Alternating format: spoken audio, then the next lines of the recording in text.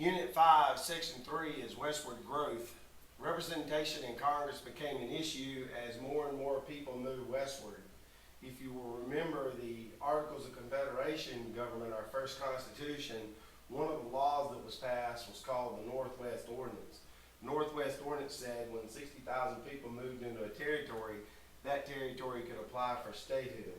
So with this idea of manifest destiny, that God's will dictates that the United States would one day stretch all the way from the Atlantic to the Pacific.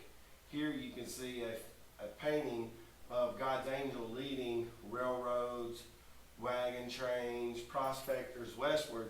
More and more people are moving westward, and anyone that gets in their way will be taken care of. So in 1836, American settlers had moved into a territory known as Texas.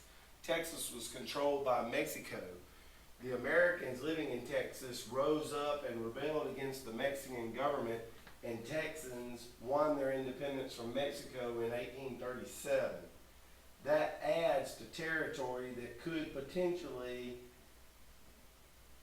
belong to the United States as more and more settlers move in there.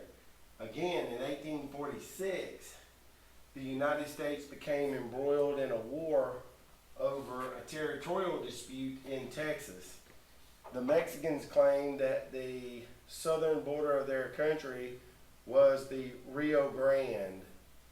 The Americans claimed that the southern border of Texas was the Nueces River, which was above that. And so the argument became, what does this territory between here, who does this territory between here, the Nueces River, and the Rio Grande belong to? Well, the president at that time, James K. Polk, sent an army down past the Nueces River. It was attacked by Mexican troops.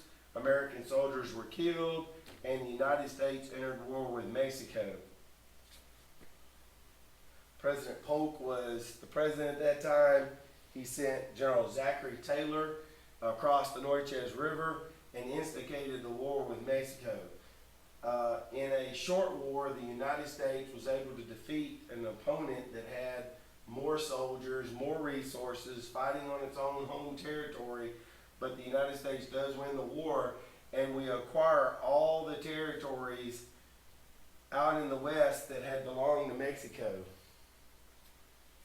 You can see this on this map over here to the left, the southwestern part of the United States. California, Nevada, Utah, Arizona, and part of New Mexico and Colorado were gained by the United States from this war.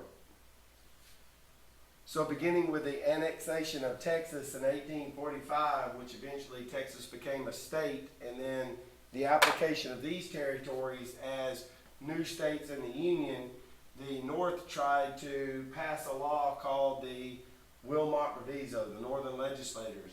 It was an attempt to outlaw slavery in territories acquired for the Mexican-American War. It did not pass. But the gauntlet was laid that there would be attempts in the future to outlaw slavery. Another conflict that arose with westward growth in the 1820s through the 1860s was gold was discovered in California in 1848. That's going to lead to more and more people moving westward and is going to increase the problems of territorial expansion and territories becoming states. This concludes Unit 5, Section 3, Westward Growth.